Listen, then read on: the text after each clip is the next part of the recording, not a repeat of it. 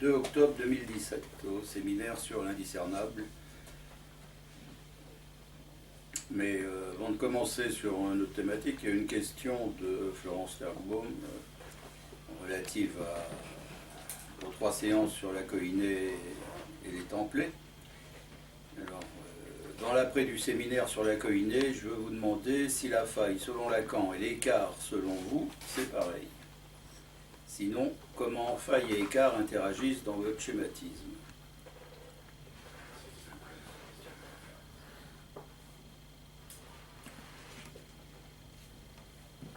C'est quasiment un séminaire entier qu'il faudrait tenir là-dessus. 2027. Je crois. J'ai dit 2027.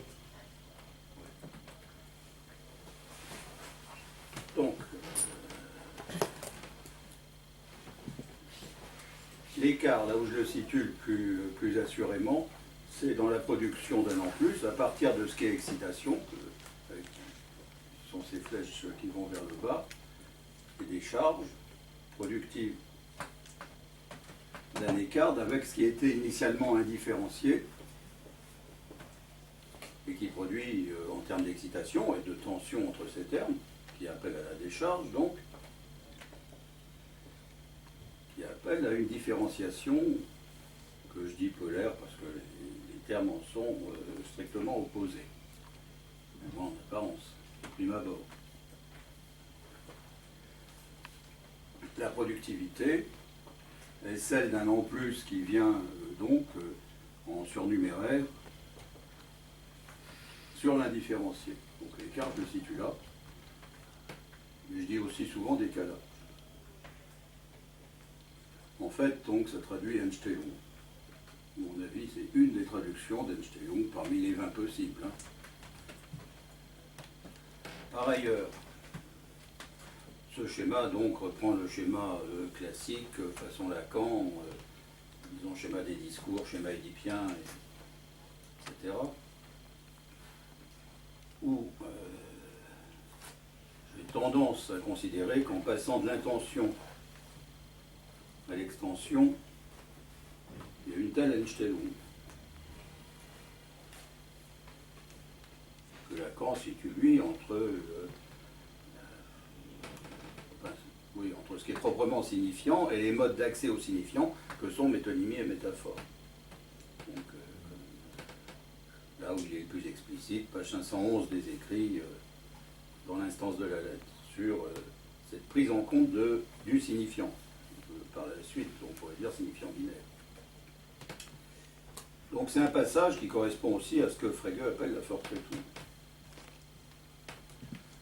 C'est une transcription, cette Einstellung. Fortretung aussi, c'est un passage, une transcription. On est dans le même ordre d'idée. Donc l'Einstellung vaut à plusieurs niveaux.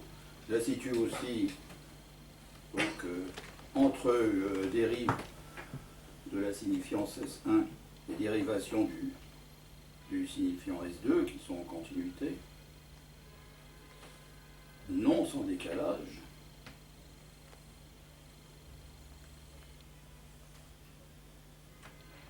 et donc je considère que ces décalages, ces écarts sont déterminants de la production signifiante de S2 à S2', S2 seconde, etc. Et que ça dépend de ce qui est, dans ce cas-là, marqué d'une autre couleur, selon Lacan, structure de la faille. L'Einstellung vient en regard de la faille et rend compte de la prise en compte de cette faille comme non-rapport, donc passant du vide à la faille et au manque, en termes de rapport, du bord au littoral et à la coupure jusqu'au vide. Donc la faille participe de ce lien du non-rapport au rapport.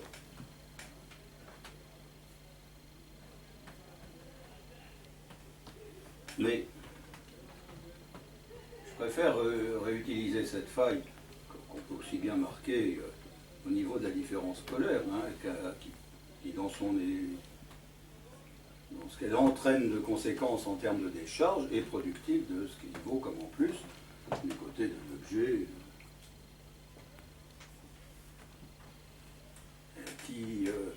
qui émerge de l'ensemble de cette dialectique fonctionnelle. Donc, dans le schéma boroprojectif, qui tient compte de cet ensemble,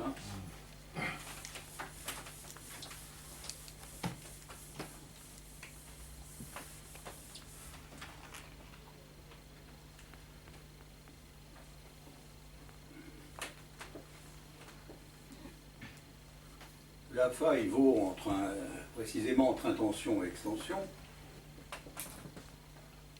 Donc je la situe à ce niveau-là, comme bien d'autres éléments de la théorie de la psychanalyse, dont la pulsion pour moi.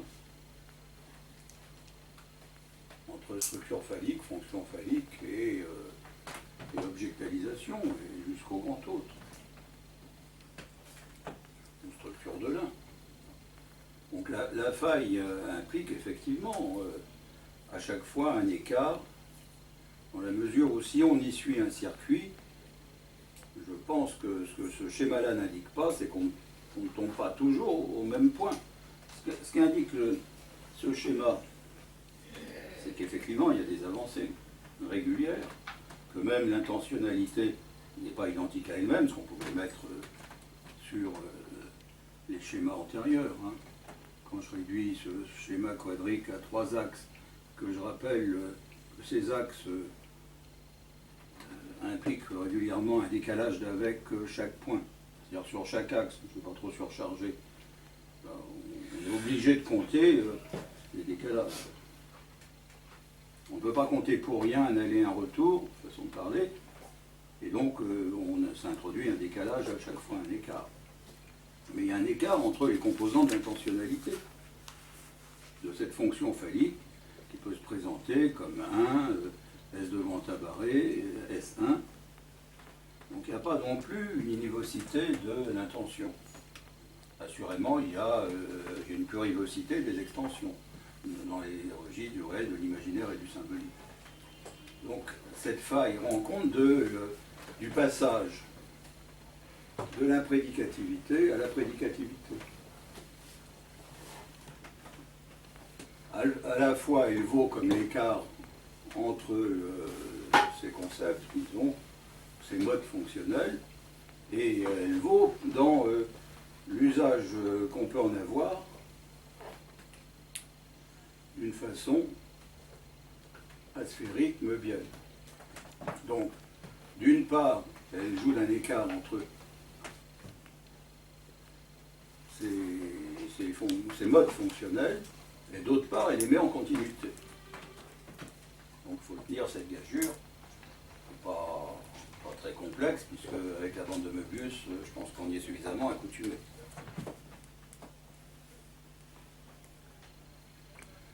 Je ne dis pas que je situerai nécessairement l'écart toujours au même endroit. Il y a assurément à en jouer variablement. Mais ce que Lacan appelle faille, mais en même temps, ce terme de faille trouve des synonymes dans le clivage, la Spaltung de Freud, le clivage, la refente, la division, la scission, la fente même, dit Lacan, l'abéance. Et ce qu'il faut quand même repérer, l'abéance, c'est d'autant plus évident, ça s'impose, je dirais, c'est qu'elle ne joue pas seulement dans les termes de cette mobianité, mais dans ce qui va, je le dis de manière plus ou moins inadéquate, ce qui va résumer cette mobianité dans une demi-torsion qui est faussement située dans un seul endroit, qui est le point intentionnel par excellence, qui vaut comme le résumé de l'ensemble de cette structure, comme récursivité. Donc la faille, c'est pas un abîme infranchissable comme dans la psychose façon de Euler, c'est une prise en compte de la récursivité dans des effets de passage du signifiant à l'objet, avec toutes les questions qui se posent depuis toujours, en philosophie, en sciences, en mathématiques compris, sur la manière de passer des fonctions et des signifiants aux objets. Pour moi, les signifiants, sauf s'ils sont donnés de manière linguistique, si on veut bien considérer que les S2 de Lacan sont linguistiques, mais c'est toujours à discuter aussi, sont objectalisés, comme le sujet, et en termes de moi idéal, assurément est objectalisé, comme le petit a, qui vaut assurément comme objet, mais aussi. Et on est dans le même registre parce que le sujet métaphorise les S2 et le petit a métonymise les S2. On est dans un même lien à l'organisation de la faille qui, depuis le point intentionnel, les organise comme un prédicatif, ces objets-là. À la différence des objets prédicatifs dont, si je dois rappeler leur dénomination en allemand, seront la chose,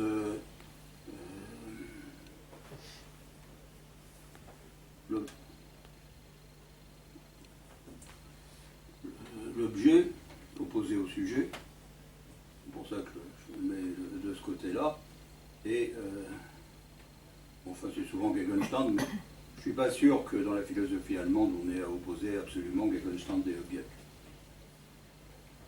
Donc on pourrait très bien prendre l'objet comme opposé au signifiant, le Gegenstand comme contrepartie du sujet, c'est ce que ça veut dire.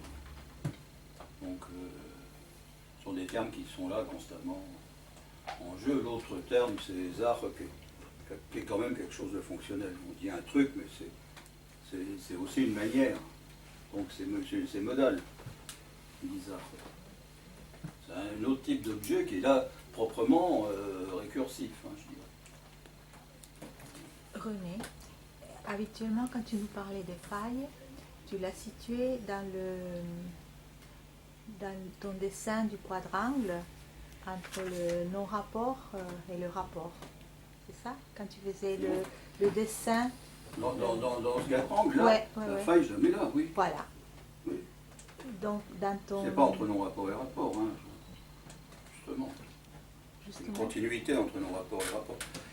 Ah, si tu veux, parce que non, c'est parce que là, tu es en train de parler plutôt du schéma ternaire, hein, de la tierce personne, donc de la structure de la parole entre la première, la deuxième et la troisième personne. La première personne sujet, la deuxième personne objet, et la troisième le tiers gêneur, que je considère être en fonction devant autre. Et que donc la faille, puisqu'il y a un non-rapport objectal, qui implique un réel, qui se transcrit dans le vide sans symbolique, qui fait rapport, donc qui s'appuie sur le rapport identificatoire entre le sujet et l'autre. Donc là, on peut dire qu'il y a effectivement une faille, on regarde ça, mais je sais pas, j'ai beaucoup insisté là-dessus, j'ai dit oui, je ne sais pas. Je ne suis pas sûr. Hein. Mais moi, je veux bien admettre que c'est une faille, puisque je dis bien qu'au sens freudien, la faille fait continuité. Pour moi, il y a une continuité entre non-rapport et rapport. Oui, tout à fait. Dans un sens et dans l'autre. Mais là aussi, comme clivage, il y a continuité quand même. Oui, oui, oui. Non, mais alors, c'est quoi la question? Non, non. Je me demandais dans ce schéma projectif où tu situes le non-rapport et le rapport. Là? Ouais. Bah, je pense que quand je parle de fonction, je mets en jeu du rapport, de la relation, et encore je suis en train de différencier autrement qu'en mathématiques ou selon les standards, rapport et relation, sachant qu'en allemand c'est toujours plutôt Beziehung, il n'y a pas de différence entre les deux. Et le non-rapport, moi je le mets systématiquement du côté des objets. Hein. Je pense que c'est parce qu'il y a un non-rapport du côté de l'autre que la jouissance de l'autre est la jouissance qu'il ne faudrait pas. Parce qu'on n'y introduit pas une fonction, on est coincé par une telle jouissance de l'autre qui se présente massivement sur une structure d'objet. Bon. Mais ça permet de passer au thème de cette année, où ce que je voudrais travailler, c'est l'indiscernabilité entre le point intentionnel qui conjoint les différents modes intentionnels, les différents modes de l'intentionnalité, et le point extensionnel qui conjoint les différents modes de l'extensionnalité, en les rabattant l'un sur l'autre au niveau de cette bande de Möbius, donc en faisant un pli en quelque sorte, de façon à ce que je retrouve les 4 postes de structure que je ne veux pas dépasser en nombre, puisque après, en termes de connecteurs, je ne saurais que faire. Donc, je les dédouble là, dans toute la prudence nécessaire. C'est un dédoublement relativement fictif, puisqu'il y a une continuité entre les différents points dédoublés. Mais je voudrais travailler cette continuité et cette dissemblance. Donc c'est le projet de cette année. À lire plus exactement dans Freud et Lacan les lundis 2e et 4e. Bon, vous voyez l'argument que j'ai proposé. Mais 1er, 3e, 5e, ce serait à travailler plus directement. Aujourd'hui, je vais quand même m'appuyer sur Lacan pour discuter de ce qui constitue cette faille, qui est à la fois une structure de repli, une structure de torsion, une structure de pli, et un vide opératoire aussi, au même titre que la récursivité qui est située là. Donc il faut bien entendre que dans ce dessin, ce point et l'ensemble de ce mouvement, qui vaut comme un mouvement, c'est, j'ai toujours envie de dire du même tonneau pour pas éviter de dire la même chose.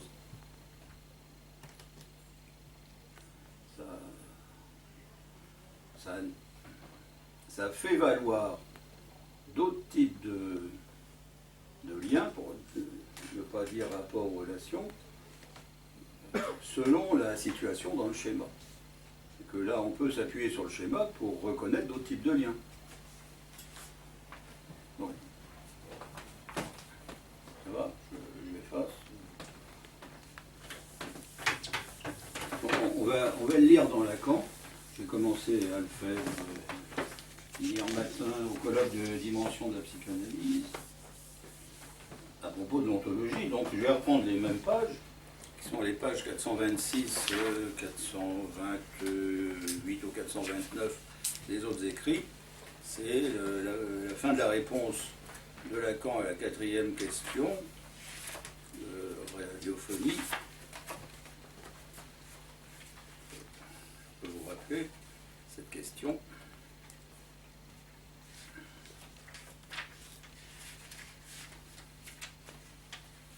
Question 3. Question 4. Question 4, c'est page 420. Vous dites que la découverte de l'inconscient aboutit à une seconde révolution copernicienne. En quoi l'inconscient est-il une notion clé qui subvertit toute théorie de la connaissance? Donc là, je passe 5 pages. Je reviens sur la page 426, où je rappellerai à ceux qui m'ont écouté hier, et je spécifierai pour les autres en les invitant à lire ces pages-là, quand même, tout à fait en détail. Et Lacan précise qu'à la question que Miller lui avait posée, malgré ce qu'il dit là, il se trompe de séance, mais à la 2e séance du séminaire Les 4 concepts, Lacan a décliné d'avoir à soutenir une visée d'aucune ontologie. Puis il en rajoute, donc c'est qu'à ce qu'elle fût visée d'un auditoire à rompre à ma logie, de son onto je faisais l'honteux. Et toute onto bu, maintenant, je répondrai, et pas par 4 chemins, ni par forêt à cacher l'arbre, mon épreuve ne touche à l'être qu'à le faire naître de la faille que produit l'étang de se dire. Alors je répète, c'est le genre de phrase qu'il faut commenter. C'est la raison de mon propos aujourd'hui.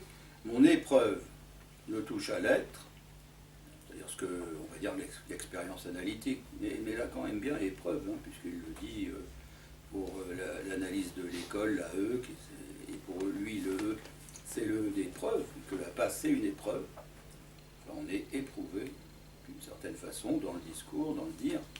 On est éprouvé dans le discours à mettre en jeu du dire. Là, c'est mieux. Donc mon épreuve ne touche à l'être qu'à le faire naître de la faille que produit l'étang de se dire. Mais il n'en reste pas là. Ça insiste sur l'ontologie qui est une ontologie de la faille, c'est-à-dire que c'est une dérision en quelque sorte. pour moi.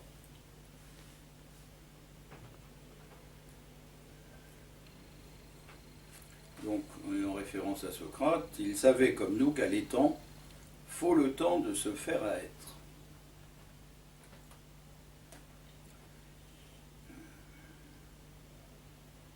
C'est quand même toujours très difficile de savoir s'il faut substantiver être. Si c'est un verbe, c'est difficile de se passer de ce verbe-là dans notre culture occidentale, de tout un chacun ici, et dans nos langues dérivées du latin, pour l'essentiel.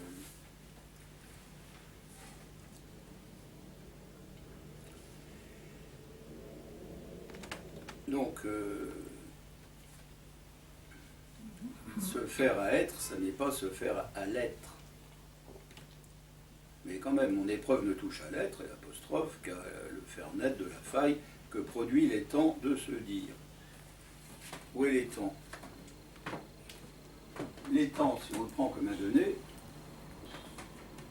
du fait qu'il se dise, c'est visible.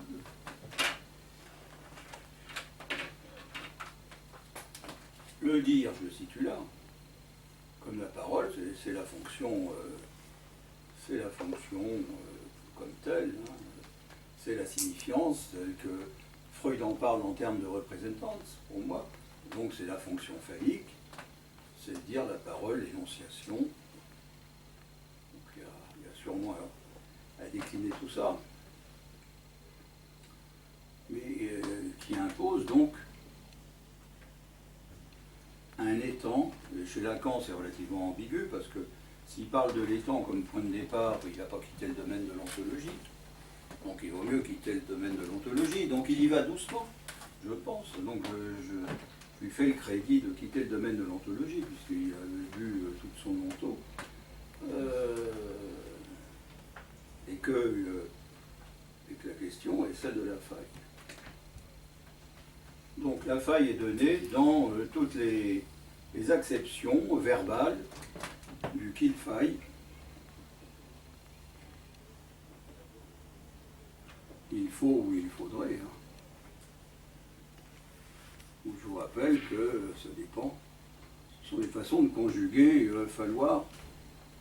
Et donc avec tout le système déontique de l'obligation et faillir. Et donc ce que Lacan appelle, je crois,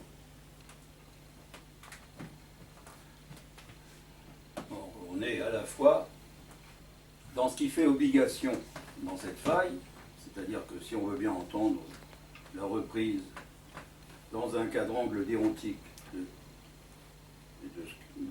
qui est bien préférable comme déontique que comme ontique, quand Lacan parle du nécessaire, de l'impossible, du possible et du contingent, en fait, par derrière, il y a quand même l'obligation, l'interdit, le permis et le facultatif. L'interdit, c'est massivement l'interdit de l'inceste, que Lacan situe effectivement là. Quand il dit que le dire, j'ai oublié la phrase, hein, dans l'étourdi, ne touche au réel que par la vérité. Je simplifie son propos.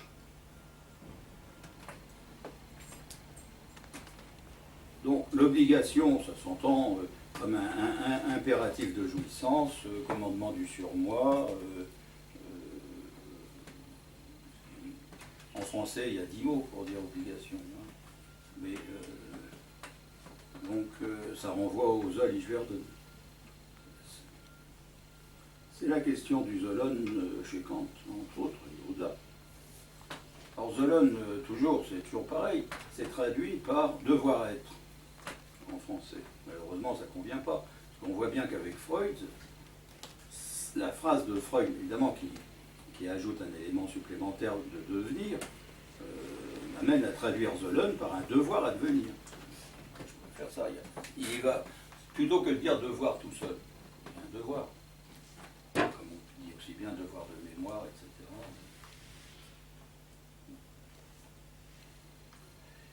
Dire devoir, je trouve que ça ne suffit pas, donc un devoir à devenir pour le sujet me semble être tout à fait essentiel.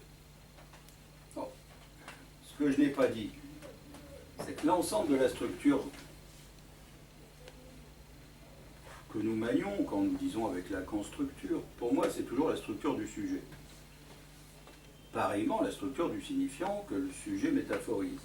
Donc c'est aussi bien la structure du monde dont le sujet participe, le monde étant donc ce monde de Dieu. Et là je reste freudien en disant ça. C'est moins évident dans Lacan.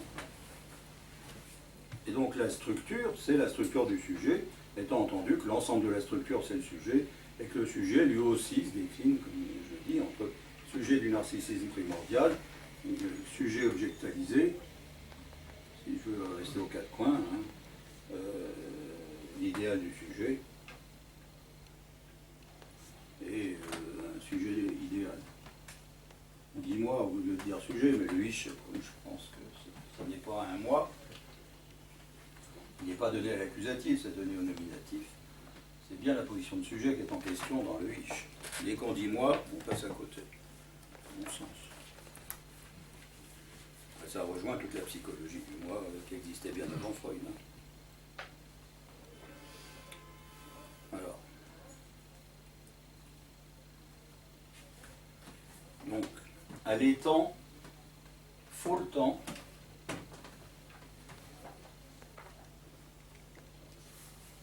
De se faire être. Alors, on peut jouer à la fois sur le temps qui choix et sur le temps nécessaire, le temps obligatoire. Le temps, tel que je le conçois, et donc il ne faut pas oublier que la structure de cette faille est pour moi une structure meubienne,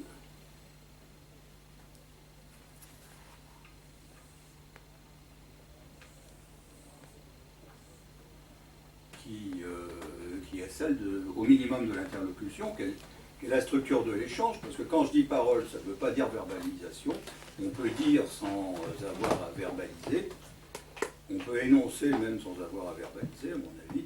Par contre, un énoncé, lui, ça a plutôt le sens de quelque chose de verbalisé, d'écrit, enfin bon, du coup, c'est pas forcément verbalisé, non. Enfin, c'est une proposition. Mais donc, parler et dire se fait comme structure d'échange. Moi, je suis là dans une structure d'échange qui peut être opposée à une structure d'usage, mais bon, si on veut bien suivre le même type de schématisation dans Marx, on sait bien que Marx distingue la valeur d'échange de la valeur d'usage, donc il insiste suffisamment là-dessus, mais il n'y a aucun accès possible à la valeur d'échange sans en passer par son équivalent en termes de valeur d'usage. Donc à la fois c'est différent et c'est identifiable, c'est ni exactement l'un ni exactement l'autre, ça me bien pour cette raison. Et tout ce qui est de l'ordre de la faille met en jeu ce ni-ni, je dirais. C'est ni identique, ni différent. Donc là on a déjà une première perception, du moins, de l'indiscernable dans ces éléments, entre ce qui est de l'ordre du sujet et ce qui est de l'ordre du monde. Donc, faut le temps, oui, j'en étais là. Le temps dont il s'agit, c'est un temps réversif qu'on a chez Benveniste, mais il ne fait pas ce dessin, mais si on suit bien son propos, c'est exactement ça. C'est-à-dire deux interlocuteurs, aussi différenciés soient-ils, bien sûr, chacun pris dans son corps. Quand il parle, il dit chacun tour de rôle, je, ici, maintenant, ceci, cela, bon, les déictiques, qu'ils se passent à tour de rôle, sans confusion de place entre l'un et l'autre, mais qui les amènent à n'être que des supports d'une même relation d'échange toujours. Et que la parole, c'est cet échange-là, et cette réversion de la parole que chacun prend à tour de rôle, j'appelle ça un temps de l'échange, un temps de la parole, qui est autre chose, et Benveniste y insiste beaucoup. Ça n'est pas le temps chronique, c'est pas le temps de la physique classique, hein, c'est le temps de la parole, et un temps d'échange, et donc, là où il en parle comme d'un présent toujours présent qui se meut avec l'échange lui-même, Donc ça revient tout à fait à dire que c'est un temps intentionnel, comme chez Augustin, comme Heidegger l'a pompé après. Donc c'est le temps de l'intention. Le temps dont nous parlons, c'est le temps de l'intention qui se développe en feuille. Voilà. Pour moi, ce temps de l'échange, il est là, même structure meubienne, autre chose que ce qui pourrait être un temps chronique. Hein. C'est-à-dire que par rapport à ce temps-là, particulièrement, un temps chronique, c'est un temps spatial, on est dans une spatialité, et toutes les structures de champ, par exemple,